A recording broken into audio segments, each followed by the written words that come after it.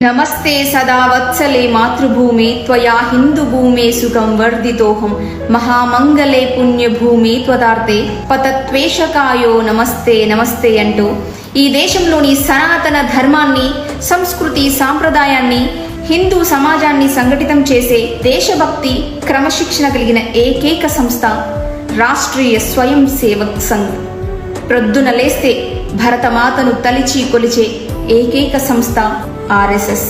1925లో మహారాష్ట్రలోని నాగ్పూర్లో 5 పిల్లలతో ప్రారంభమైంది.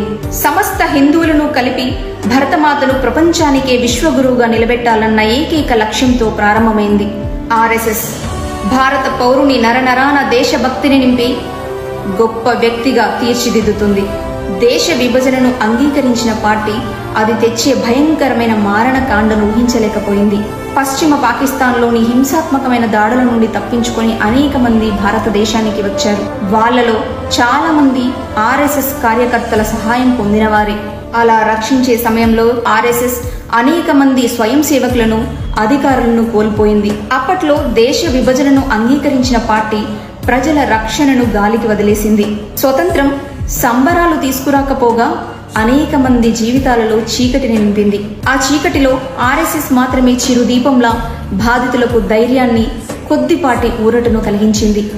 ఇప్పుడున్న లీడర్స్ లో చాలా మంది ఆర్ఎస్ఎస్ నుంచి వచ్చిన వాళ్ళే. నమస్తే సదా వత్సలే మాతృభూమి. జై హింద్, జై శ్రీరామ్.